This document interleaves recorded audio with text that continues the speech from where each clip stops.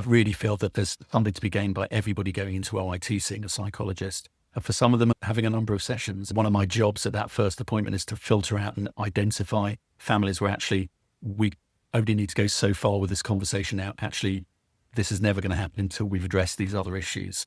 And that's to get the psychologists involved. I have to say, most of them come out the other end of that in a really good place to then progress with treatment. Welcome to the Don't Feed the Fear podcast, where we dive into the complex world of food allergy anxiety. I'm your host, Dr. Amanda Whitehouse, food allergy anxiety psychologist and food allergy mom. Whether you're dealing with allergies yourself or supporting someone who is, join us for an empathetic and informative journey toward food allergy calm and confidence. Professor Adam Fox is one of the most recognized pediatric allergists in the UK, a trusted media voice, a clinician who has shaped international conversations about food allergy care. But what makes his perspective especially valuable is the way he thinks about patients and their experience. In this season, we are exploring treatment options for food allergies. We've talked about what oral immunotherapy or OIT is, how it works, how to weigh the expanding menu of treatment options, and today's conversation is different. This episode is about the importance of mindset.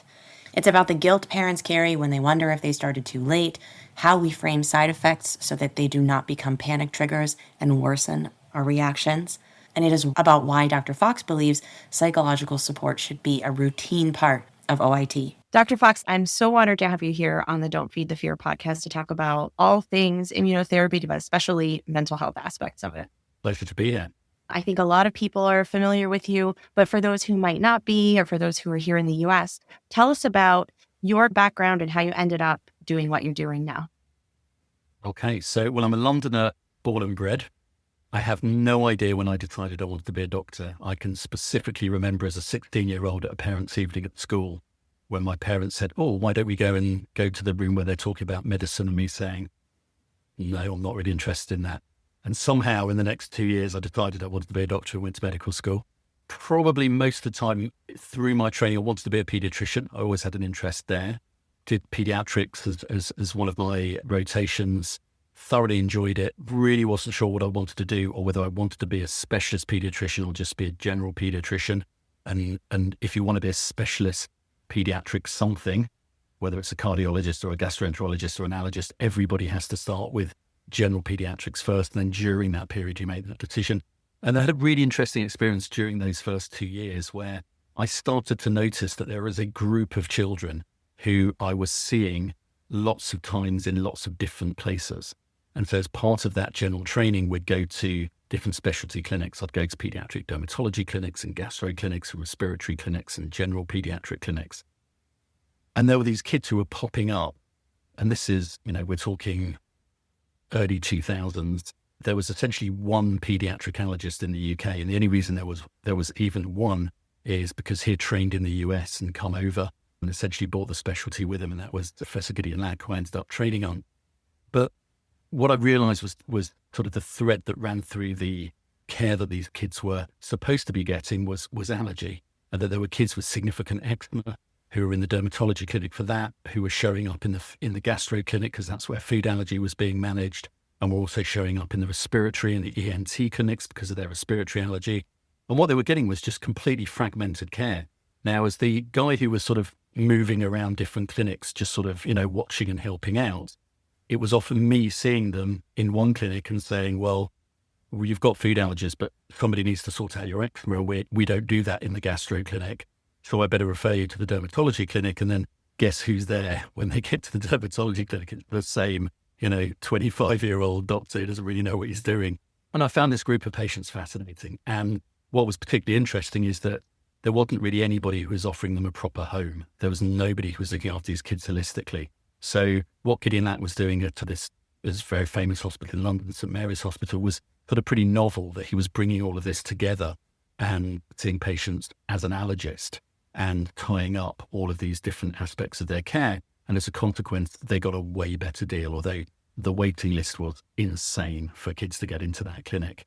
And when it came to making a decision about training in a subspecialty, although there wasn't really a training program in pediatric allergy, there was a training program in pediatric immunology, infectious diseases, and allergy. And the allergy was very much sort of a bit of a side note. That wasn't really what the program was about. I sort of signed up, but saying actually, no, I wanted to do the allergy bit, and that I would sort of organise my own training and spend time in Gideon Lack's clinics and a couple of other clinics and different specialties in order to get the right training, so that at the end of it, I could call myself a paediatric allergist. And it was hard work to sort of make it happen, because it wasn't an established training program. And thank goodness we now do have one of those.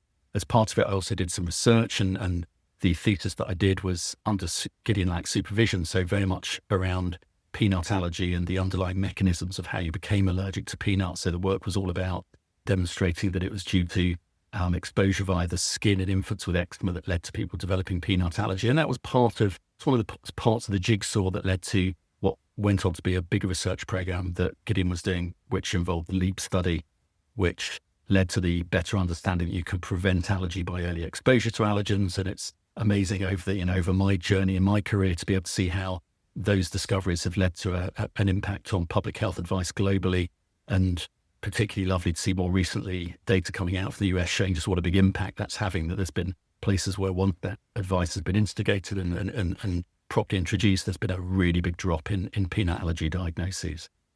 So after doing that research, I went and myself, and in fact, along with a number of colleagues who I sort of collected on the way, we all went together and set up a new service at Guy's and St Thomas's, or another big London teaching hospital, and established a new paediatric allergy service that ended up growing to become a very significant service.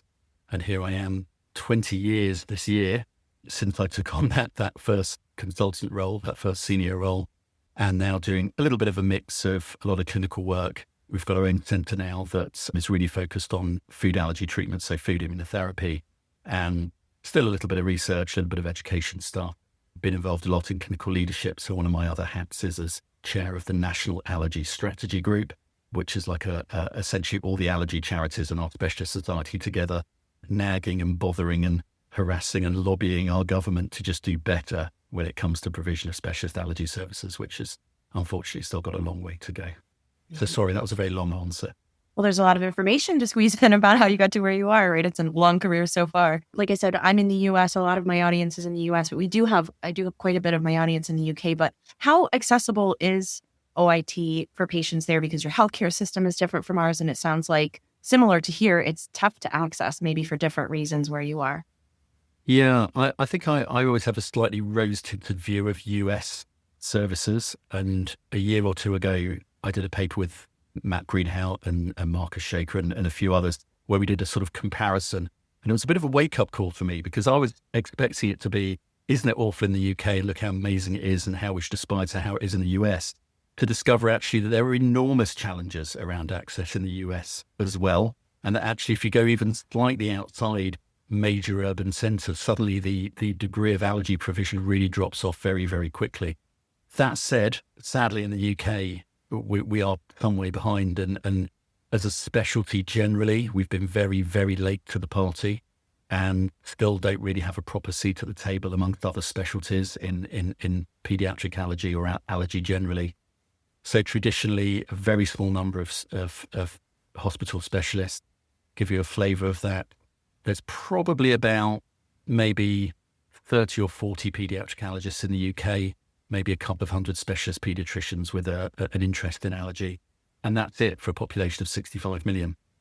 Adult allergy has got it even harder, actually. There's probably no more than about 80 adult allergy specialists. So we're looking at, maybe an allergist per couple of million people.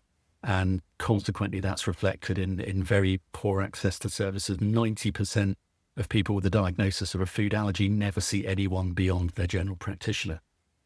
So that means the likelihood of you ever getting access to things like oral immunotherapy, you either go private or the provision is very limited. And if you're lucky enough to be at specialist teaching hospitals where some of these treatments are being offered, unfortunately, the government-funded National Health Service has not been as supportive as it should have been. So even though it's approved product like Palforzia for peanut desensitization, it was never backed up with the resource for it actually to be delivered.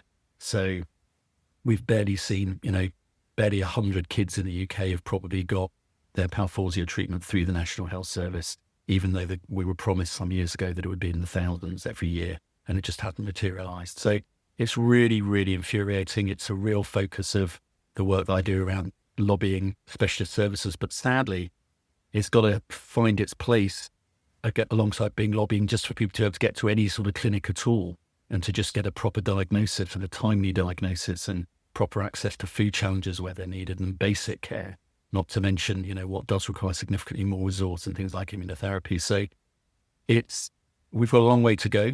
There has been progress made. You can find your way to the treatment if you know where to look and you can afford it, which isn't how it should be.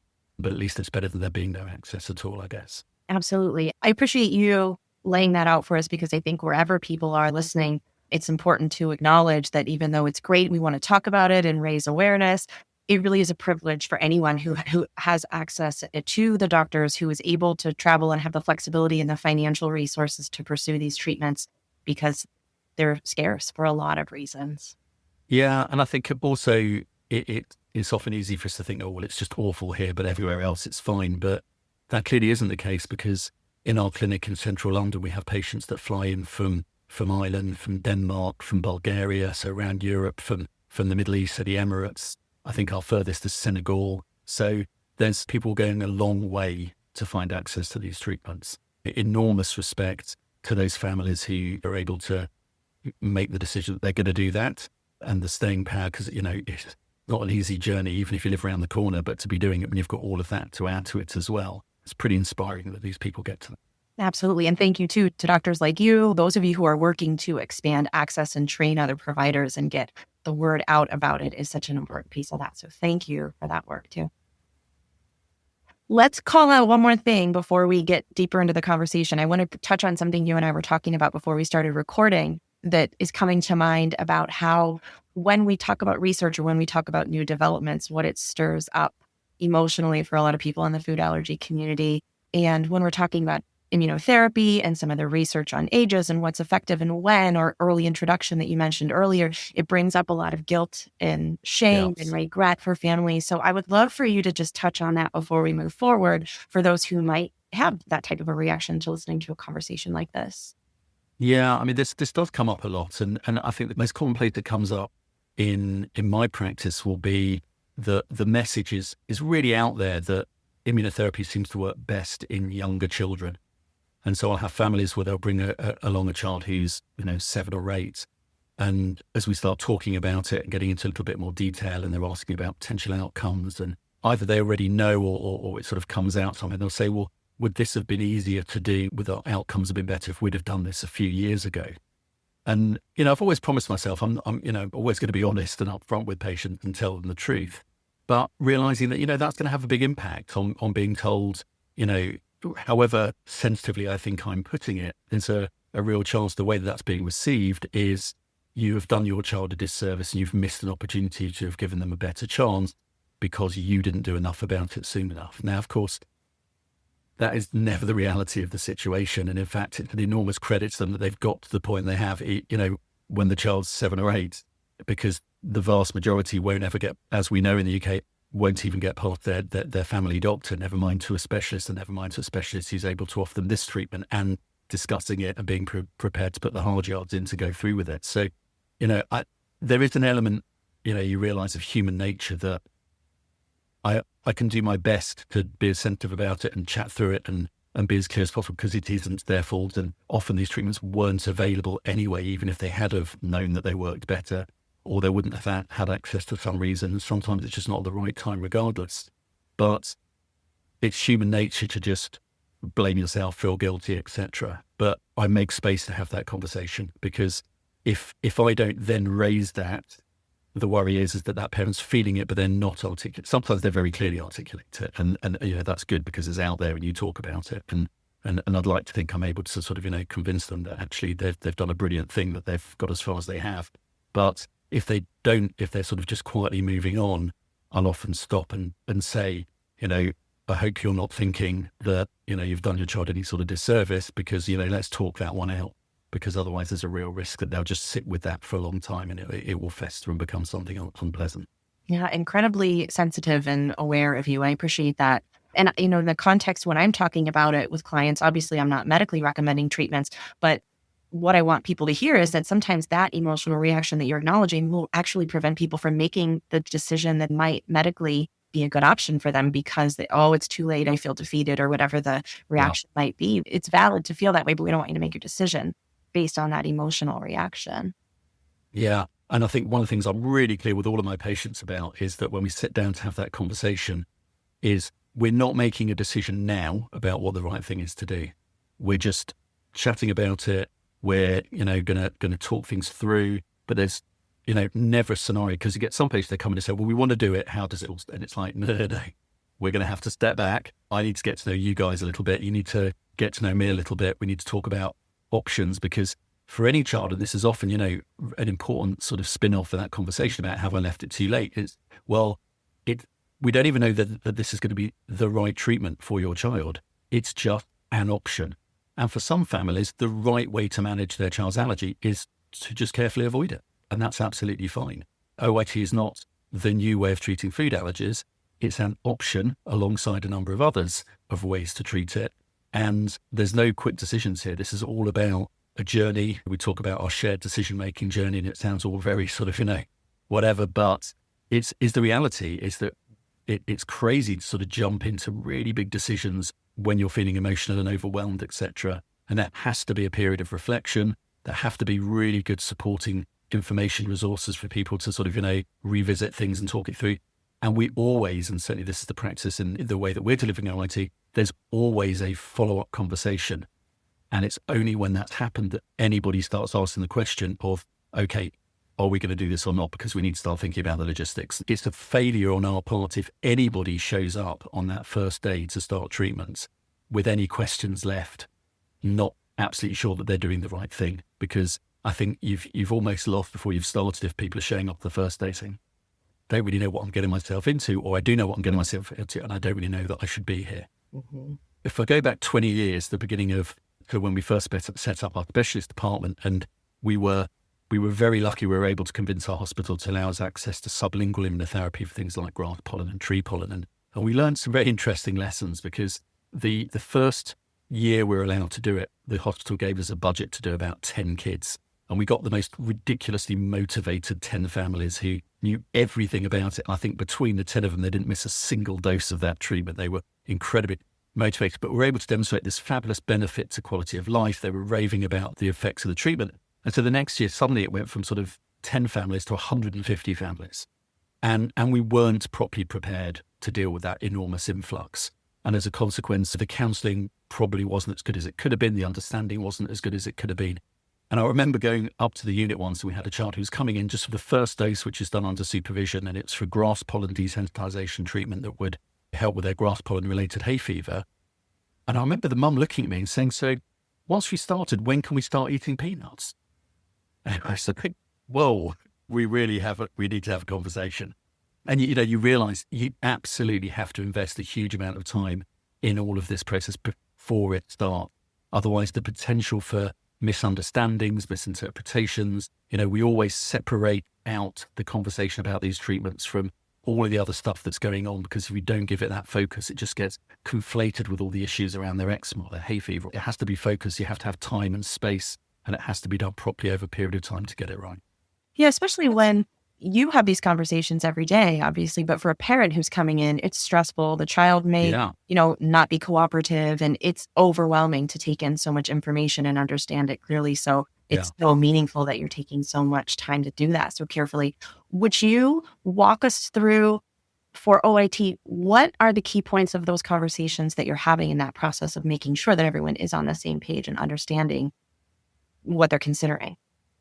Well, I would say that the first thing that we're doing is essentially answering two quite distinct questions. And the first of those is, could we do OIT? And the second, and unequivocally the more nuanced question, is, should we do it? And sometimes people are a little bit surprised by that, because they're sort of thinking, well, we just want to check we're suitable, because of course we will then progress it. And we do have to have that first conversation, because, we have to be absolutely certain, and certainly in a UK setting, as often as not, we don't get very far even through question one, because we have a lot of patients who are quite significantly overdiagnosed with allergies, because the clinics they've been to are very defensive. That sort of become the nature of NHS practice, sadly. If you're positive on the testing, they'll say, well, you're probably allergic, so you better avoid it. because we don't have the resources, unfortunately, to bring you in and do the food challenges to clarify for sure. So we often have to do a lot of diagnostic work, and often we're just delabeling people who come to us for OIT when actually they're just not allergic in the first place. And that's win-win for everybody if they just don't need the treatment in the first place. And making sure that they're well enough to have the treatment. So is their eczema adequately controlled? Is their asthma adequately controlled? So, that takes up a lot of time and space. Through that conversation, we'll also be talking about the nature of the process because, as I'll be saying, if we're going to consider this as an option, you have to have a good understanding of exactly what you're getting into. Some people will show up and they already have a very, very good understanding and they're very knowledgeable. Others will come in and say that they think they're knowledgeable, but actually they've just got a lot of misconceptions all bundled up together. Others will come in and say they know nothing and are clearly experts and they don't realize it. You get every possible combination. So there'll be a different amount of emphasis that needs to go on sort of that understanding of what they're getting themselves into. And then we sort of start merging that into that conversation about, well, should we do it? And that's where it starts getting much more nuanced, and it really requires us to understand what the patients really want, what their priorities are, what they're really there for, what's causing the anxiety. And for a lot of families, when you push them, they'll say, because we don't want our child to die. And it's like, okay, we need to have a proper conversation about risk and about what the risk really is at the moment. Because if you're doing it because you don't want your child to die of their food allergy, then in a way, our treatments are always going to fail because that risk was so small, thankfully, in the first place, that this isn't the solution to that. The solution to that worry is really talking out what this level of risk is and how you can manage that risk, and psychologically how you can manage that risk. And yes, OIT might end up being part of that, but if we just continue to go down this route saying, fine, let's just do the OIT so that we'll stop your child from dying of their food allergy, then we've done them a huge disservice. One of the things I've always found fascinating about the job is the innumerable ways that a similar family can react differently and manage differently a broadly similar scenario. The way that people that otherwise in so many ways are, say, similar in the way they deal with the rest of their lives, yet one is continuing to go on holiday and eat out and managing a food allergy actually in a really sort of functional way that's really not limiting things much, and another with a very similar background will do the exact opposite, and they never go away and they never eat out, and their child misses out on so many things because of that level of restriction.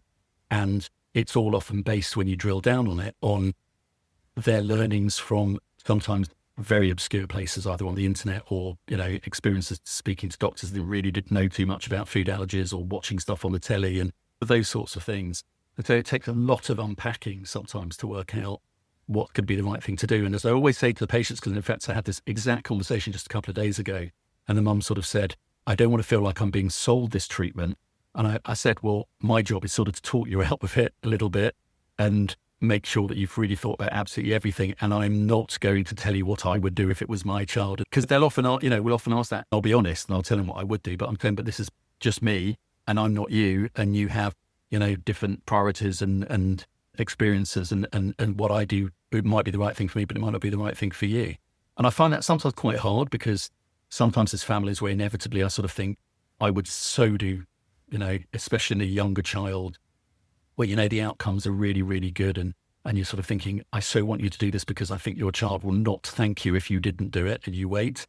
But we have to hold back from that. And you have to sort of say, well, look, these are the benefits and these are the risks and these are the alternatives. And they've got to come to their own decision. And that's really important, because as we know in so many other areas of life, if people come to their own decision and decide for themselves, yeah, I've appraised all that information and I've decided that this is what's best for me, and the guy in front of me has just helped me make that decision, but I've made that decision myself, they're going to go into it with a much better mindset. When we first opened to sort of desensitization, when Palforzia got its license in the UK, which was the lever by which we were sort of finally able to start offering this, and literally it was the day it got its license. And what we found is that the first people that came out of the woodwork, desperate to sort of get on the program, predictably, because this was a treatment license for aged 4 to 17, were all the 17 and 3/4-year-olds who thought they were going to miss their chance if they didn't get in and do it.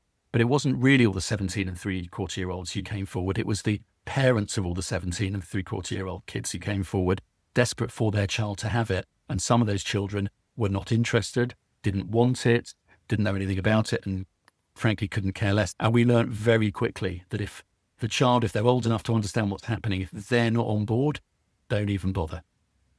The parents can want to do it as much as they want, but if that child doesn't want to do it one way or the other, it won't work out. And I think it's from things like that we've learned, so much about how time spent at the beginning to make sure it's the right decision, it's the right thing for the family, and they're going into it with the positive mindset, expecting and wanting it to work.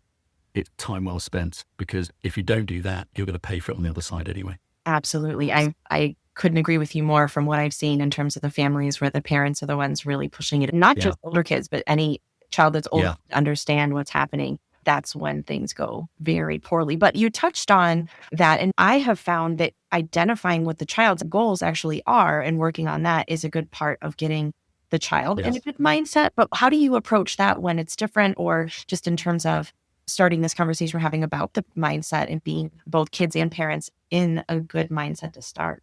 Yeah. Well, I always make a little bit of a joke for it, but I do always start my consultation by talking to the child. And I'm very deliberate in doing that. That's intentional. And from that first interaction, you'll often find you'll get, and let's be honest about it. The teenage girls delighted. They'll tell you everything you want to know, and they'll engage with you, and you'll have the conversation most of the time. The boys, much less so. And you'll ask them a question, they will look at you completely blankly, and then look at their mum, and and I'll say, and if you like, we can defer to your mum to talk about the first bit. But I will continually go back, and it's funny actually, because I think the parents aren't really expecting it. I think the parents are often expecting that the kids just come along for the ride and maybe the allergy test and that's it, but they're not there to take an active part in it. But I will keep moving things back to them and making sure that they're following it and they're understanding it. And actually that will eventually, and it takes different lengths of time in different families, will change the dynamic. And then suddenly the parents will stop talking for their child and start asking them, well, it is right that you feel this, isn't it? For me, that's a really important way of doing it, because if you just talk past the child and to their parents, they'll go home and the child will either not have paid any attention and be none the wiser, or have said, well, I don't really want to do this. So the only way you're ever going to get the right place is by involving them right from the get-go. And that can actually be younger kids as well. We get some kids who are 4 or 5 who've got a really clear handle on what's going on. And then we'll sometimes ask slightly frighteningly insightful questions at the end of it that you sort of think, wow, you really were paying attention, and are things that, the parents hadn't thought of. And I love it when that happens. What I have heard with the younger kids is often the logical misconceptions that they have that we wouldn't have gotten out of them if we didn't ask. For example, I've had a lot of younger kids have conversations with the allergist about OIT. And based on what we've told them, they know that if they eat peanut and they're allergic, that they have to use their epinephrine. So these kids assume that undergoing OIT means I go to the doctor, I eat the allergen, and then they give me epinephrine every time. And things that it would make sense that they would come to those conclusions that we don't hear if we don't ask them, like you said, direct conversation to the kids. Yeah. And I will often ask a child, what do you think would happen if you ate a little bit of peanut? And you get everything all the way up to, they'll look you in the eye and say, I'll die. Mm-hmm. And it's like, wow, these guys have been living their lives on an assumption that they will die if they have a tiny bit of peanut. So, that needs a lot of unpicking, especially if you're going to expect this child to then come in and just eat a little bit of peanut for you. That's going to take a lot of work. Yeah. So what other misconceptions or nuances are usually necessary to talk about, either from the child's angle or the parents? What else do you tease out? Yeah. I think one of the really important ones is what afterwards looks like. They have a pretty clear understanding of, they're going to come in, they're going to have a little bit under supervision, they're going to eat that dose at home, they're going to come back, because that's sort of all quite straightforward to explain. Where the starting point, they'll often come in and say their understanding is that they're going to have to eat a lot of this food every day for the rest of their lives to maintain the effect. And so there's a lot of sort of talking about, and of course it's hard to do this a little bit because there are a lot of ways OIT can end. There's not a single outcome for everybody. And in the younger children, for a lot of them, it ends in free eating, which is fantastic. And they're often really surprised to hear that, because that just wasn't what they're expecting. They thought the outcome they would get is their child will eat a couple of peanuts every day forever and they'll be safer. And suddenly we're sort of saying, no, there's a real chance your child will be introducing peanut back into their diet and eating it as normal. And that's great, but of course it's not a guarantee either. And we have to be clear that there are lots of potential outcomes, and it might look like they are just having a smaller dose regularly, but certainly not every day forever. And likewise with the older families or the older kids, where that is a more realistic outcome, that they are going to have to maintain the dose indefinitely, but it won't be every day. And that over time, that the frequency will reduce. It's going to have less of an impact on their day-to-day life. And so generally, I find, slightly surprisingly, it's sort of good news. And that a few years ago, we used to get a lot of families in who were sort of really surprised when you told them that at the end of 6 weeks, they wouldn't just be eating the food freely because they just had no understanding of it. We don't really get that at all anymore. They all come in much better educated, but often because OIT has evolved and in a good way, they won't be cited on the fact that actually outcomes might be quite significantly better than they're expecting. They often don't know about the other alternatives. They won't know, many of them won't have heard of biologics like omalizumab. They'd have heard very little about sublingual immunotherapy, cutaneous immunotherapy. So for some families where, the 16-year-old who's a crazy sportsman and really the idea of staying still for more than 10 minutes at any point is anathema, then being able to say, well, actually, there are going to be other options here and we need to think about those. That's really important as well. And again, it comes down to having a good understanding of what that child's priorities are. The number of times the parents will say, and they're also allergic to this and this has that, and then the child will sort of look at them and look at me and go, I eat that at school all the time. It's great. And the number of times also when you sort of, this happened the other day just beautifully, where I sort of said, so I understand you also have asthma. Is your asthma well controlled? And, in perfect tandem, the child said no and the mother said yes. And there's so many of those things you need to flush out. And that's why it's so important. You've got the whole family there to go through all of that. Yeah, I love that highlight on communication. That's always one of my big things that I hit home with families. Like, we need to really make sure we're all on the same page, and obviously not just communicating with you, but with each other, because similar to that, there's a lot of room for messages to be missed or crossed in terms of if the child dosed and when and all of those things that the routine requires once they start the treatment. Yeah. And the other thing I spend a lot of time with is again, trying to talk them through what the experience of OIT is likely to be like. And we make as much of an effort as we can to try and connect the families with other families, because I think that's always really helpful, especially those who have recently been through it. We've got some really nice videos of mums and families talking about the treatment. So that's really useful for people to hear about. I'm a big fan of an allergist to make things a little bit easier to take out the abstract. And I think my favorite one is actually one of Doug Jones's. He's great. He's got loads of these. But he often talks about the journey as being a little bit like getting a plane from one place to the other. And if you view sort of side effects as something that as soon as you feel them, you need to bail, it's like saying, we're going to fly from London to New York, but if there's any turbulence, we've got our parachute on, we're out. Whereas you just have to just get in that mindset of thinking of things a little bit differently and accepting that what you're doing is an amazing thing. There's going to be a little bit of noise and some turbulence on the way. But rather than seeing it just as side effects, better think of it as saying, okay, this is confirming I'm allergic. It's telling us that we're getting these little reactions because it's telling us that we're right at the level of where we're just sensitive to this thing. And this is part of the process. And we're not going to bail because it's a little bit of turbulence, but it's a road bump and it will be fine and we'll get through it. And I think if you start talking in those terms right from the get-go, it takes away a lot of the panic that otherwise would ensue as soon as there's even a slight side effect. And often those side effects are very subjective. We've seen this so many times, especially in the older teenagers. They're getting side effects before they've even put the food in their mouth. They're already getting that subjective sense that something's happening. And that's where the work about, neuroimmune interactions, the understanding that your immune system is talking to your gut, is talking to your brain, is talking to your immune system. All of those things really come out, because as soon as you're stressed, then already you're more likely to perceive reactions. Any reactions that you have will genuinely be more significant. And I think if anybody wasn't convinced that stress can contribute to allergic reactions, then they should have been looking after our emails on the night of the England World Cup games. Anybody who's an England football supporter knows that there is nothing more stressful than watching England playing football in the World Cup. And we had genuine spikes of allergic reactions of our OIT kids to their doses on the nights that England were playing. And at some point, I want to collect this and publish it, because it'll be absolutely great. Many years ago, on a similar theme, there was a study in the British Medical Journal showing actually that when there was a big match, a big football match on in the UK, there'd be a dramatic drop in A&E attendances, and then there'd be a dramatic spike afterwards. And if it was a dramatic game, you'd see more heart attacks showing, all of these things about how sort of these sort of stressful shared events actually impact on community health. But no, we see these things, and there's no doubt about it. The kids that are just generally more stressed about it perceive more reactions, they have more reactions, they have a bumpier course. And whatever we can do to try and change that, to change the mindset at the beginning. So we've just started organising. We've got a brilliant psychologist, a lady called Karen Murphy, who's working very closely with us. And she's starting to do something called Empowered Start. And it's basically a group psychology session for everybody who's about to go into OIT. And as much as anything else, it's not just her messages, it's getting a whole, it's starting up a little bit of community of people who know they're going to be going through things together, so everybody feels that they're part of something bigger, which I think is absolutely great. And I'm really expecting it to have a big impact on the positivity through the process. I love that idea. It's one of the things that I've done, trying to get that mindset right from the beginning to start on a good foot.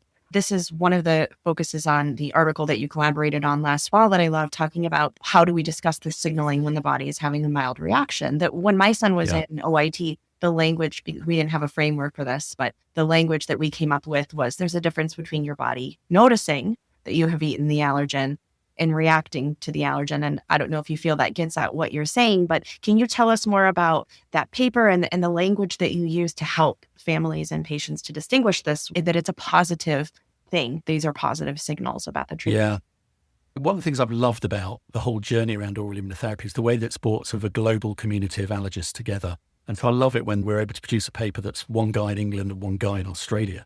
And actually, and a medical student who's the real reason it happened. This paper that you're referring to, Mindset and Food Immunotherapy, very much sort of the ideas of Pete Smith. He's a very well-known allergist in Brisbane, but he's an ideas guy. He has, real vision, and he's always been 10 years ahead of everybody else. And Dora, who was an exceptional medical student who joined my clinic initially and very quickly was publishing stuff relating to our outcomes from Peanut OIT, and then went off to do an elective at Pete's clinic in Brisbane. And sort of brought all of this together. And really, it's just a collection of conversations we put down on paper, right? It wasn't original research. All of us had had these experiences, and we'd noticed very clearly over time these sometimes quite nuanced ways of communicating about what's going to happen in the treatment right from the beginning, which is, often the conversations that they'll remember the most, is really, really important because it'll inform the rest of it. I often refer to sort of noise in the system. I talk about that when I'm talking about allergy test results, because people often come in with these allergy tests and it's a little raised to something that they've been eating regularly, and they're saying, but what's going on? Am I allergic or not allergic? And so, there's just a bit of noise in the system. It's a biological system and they're always noisy and things are never always completely settled. And these families can say, you know this, your child had eczema. When was their eczema always completely the same all the time? If they get a little bit of a cold, the eczema flares up. If they're a bit under the weather, if they're emotionally stressed, if they're tired, they've had a sleepover, you've had a long haul flight, all these things, there'll be a little bit more noise in your eczema, your asthma. It's the same when it comes to immunotherapy as well. And realistically, we're not going to achieve this incredible goal of really making life much safer, improving your quality of life without having a little bit of noise and some bumpiness on the way. But that's all it is. It's a slightly bumpy ride. And I'm always very clear right from early on. I'll say our completion rates are 95%. So chances are you're going to get through this. And actually, if you look at the 5% that don't get through it, the most common reason for not completing treatment is just logistics. Nothing more than that, only medical. It's just, the 2-year-old who just decides they're not going to eat that food, or the journey just is too much because they're coming from a really long way away, all of those sorts of things. So actually, we're expecting you to get through this treatment, but some people have a slightly bumpier ride than others. And often, exactly as you said, what those road bumps are just your immune system paying attention. And the fact that it's paying attention, it's assuring us, A, that we're definitely doing some good here. Your immune system is confirming that this is a food that you are allergic to, but we can manage these symptoms. And if they become troublesome, we'll just wind back a little bit and we'll take a little bit longer. And our tagline, one of my colleagues, George Dutoy's tagline is always, it's a marathon, not a sprint. And I always sort of add to that saying the prize is to get there safely, not quickly. And it doesn't matter if it takes a little bit longer.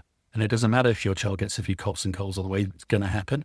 There'll be some reactions. There might even be a more significant reaction, but we'll deal with it and we'll find a way. And at the end of the day, if it's all too overwhelming or it's too much, you can just get off whenever you like. We can always stop. You're not, making an irreversible commitment once you've started.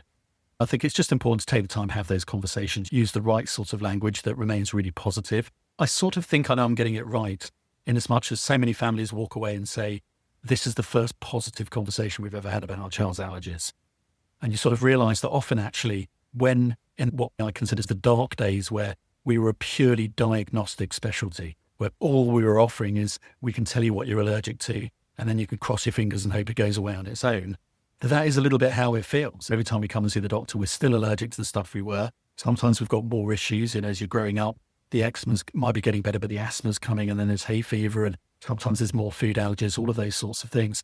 It just feels all very negative, and it doesn't feel like there's anything they can do about it. So when we talk about it from a more therapeutic perspective, that actually we have interventions that can make a difference, it just feels so much more positive for families. Yeah.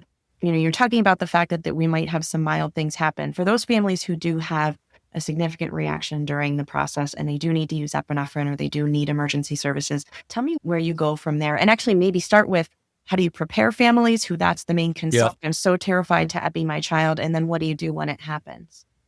Yeah. So again, it's really important to just be talking frankly about it. I've realized that you have to have those statistics to hand, because for some families, if you're not able to say it's X percent or Y percent that are going to have a bad reaction, they're either thinking, well, you don't know what you're talking about, or without knowing this, we simply cannot take a risk because it's unquantified. So we do have a bit of a dashboard in our service, and we've put hundreds and hundreds of kids through this treatment. So we're able to say for different age groups with real reliability, we know what our rate of anaphylaxis is. You've got to have your eyes open to there is a risk of having a significant reaction, that we're always weighing up the value of putting your child at risk in this way at the beginning with what the outcome is going to be. But I think the one thing that's really important about anaphylaxis when it happens as part of an OIT treatment is it's actually a very managed experience. There's no surprises in as much as it doesn't happen completely out of the blue when you weren't expecting it. So if a reaction is going to happen, it's going to happen in a time frame that's around you dosing that child. So you were able to make the decision that your child was well enough. And if you're in any way not sure that they are, you don't give the dose. Now, actually, the reality of it is that nearly all of the anaphylaxis that we get as part of treatment is because, for whatever reason, they haven't quite stuck to those rules. We have these very strict rules about not dosing if you've got a temperature or you're under the weather and all of these different things. And actually, virtually all the time, the parents are able to tell us the next day. They'll say, oh, my child had a reaction, but we know why. They'll be able to tell me what the cofactor was. I think parents find this very reassuring. I always say to them, when you strip those reactions out, for certainly the younger kids, anaphylaxis risk is probably no more than 1 or 2%. So yes, it can happen. So it's really important for us to remember that you can do things exactly by the book and still have a significant reaction. So it's our job to make sure that you are absolutely trained up to the eyeballs as to how to identify, recognize, and treat a significant reaction. But likewise, you have to get it in context that actually, thankfully, it's a really small risk and that chances are this isn't going to be a problem. And I have to say, I think the number of families that drop out because they're too scared to go through it actually is really, really small. And one of the other things that we talk a lot about is, how we've looked after safety in our facility. So we're not actually practicing within a hospital, but we're in a facility where we have a very big allergy service. You've got a lot of allergy people and specialist nurses, etc. around. But we do have in our facility a pediatric intensivist who is the final word in managing an acutely unwell child. So they're there. We absolutely don't expect them to ever be needed, but they're there just in case. And one of the benefits of that is that in a regular hospital, you can call the crash team and find that they're looking after a 75-year-old who's just had a heart attack. Whereas in our facility, all we're doing is allergy stuff all day. And this guy is sat there with no one else to worry about other than his paperwork and the very rare occasions that we call him. So we can be absolutely confident that he's not going to have anything else that's dividing his attention. And I have to say, people find that hugely reassuring. The fact that these guys, we've got a rota of them, they sit there and they do nothing all day, essentially, is fantastic. It's also great because they've got time on their hands. They'll do things that irritate us, like come up with simulation scenarios that they spring on us at a minute's notice and suddenly, we'll pull a bell and say, there's a child crashing on the first floor, which thankfully there never has been and there isn't. But you have to go down and they say, right, this child has just walked out your clinic and there's a mannequin there with all their monitors attached and we have to do the scenario. And that's great because it's great practice because thankfully really severe reactions are rare, but it makes sure that everybody knows where everything is and everybody knows what their job is and their role is. And I think when you can speak very candidly about the way the facility has worked and how we've really thought carefully when we built the place about how to make it as safe as we possibly could, specifically with anaphylaxis and reactions in mind, then I think they feel really reassured by that. I think that's helpful for families to hear. And I would love for you to say a little bit more about what you see happen for those small percentage who do have a severe reaction, how you see things go afterward. Because I know, and I'm going to extrapolate a little bit, but there's research on when parents have to use epinephrine during in-office food challenges, all of the positive effects and the confidence and the trust we develop. Have you seen similar things? Yeah, that's exactly right. So when it happens in our facility, we'll usually try and use it as a training exercise. So you've got to make a judgment at the time as whether it's the right thing to do for that family. But I think a lot of people, if you say to them, what do you think anaphylaxis looks and feels like? They have a way more panicked situation than the reality of it, which is their child often looking pretty well, but just coughing. And then when you sort of say, okay, so your child has a persistent cough, it's clearly a reaction. This is anaphylaxis. Sometimes there's a little bit of, really? That's it? And I think it's really great when these sorts of things happen and you can see that nobody's pulse is going up and that everybody's nice and calm. And we're going to give adrenaline and we're expecting to see a complete response. And in the overwhelming majority of cases, you do, because we've got in there nice and early. It is sometimes a real surprise, exactly as I said, for the parents. It's enormously reassuring when they realize that the parachute, the EpiPen that they carry around with them, that it really does work and that actually the whole thing can be a really positive learning experience. And in fact, we very much sort of see it as a positive when we hear from families where this has happened at home. We always, of course, do a debrief with them and one of the team would always speak to them the next day and they'll say it did feel very managed. You know, they felt that they knew what it was when they saw it. They knew what to do. And yes, it feels managed. And that's really important because when you're asking people to make that trade-off of giving them something that might cause a severe reaction, they're going to need to use adrenaline. But that reaction, that managed reaction, they've talked it through before, they've seen it, they feel they can manage it, is so much better than when what you're protecting them from in the longer term, which is an unmanaged reaction that happens when you're not expecting it. You can be on a boat off the coast somewhere if you've left your EpiPens in the hotel. You're making that scenario way less likely in exchange for something that, yes, it's unpleasant, but it feels managed. So well said. Thank you so much for explaining all of this. Do you have any final thoughts that you want to wrap up with? I think that one really important thing that we've not really touched on so much, there's such a critical role for specialist allergy psychologists. I've always felt that it's really hard for non-specialist allergy psychologists who don't know much about allergy to have a conversation about anxiety with a family who are dealing with a condition that it's not like a fear of spiders or something where actually there isn't, well, if you're in America, maybe there is a real risk, but you know, the thing is that you do need to be a bit worried about your food allergies. You just need to know how to channel and use that anxiety in a constructive way that keeps you safe and not something that does the opposite and actually makes your life worse. So you need to have a really good understanding of OIT, of all of these things for a psychologist to really get the most value out of those interactions. I've really tried to sort of champion that here.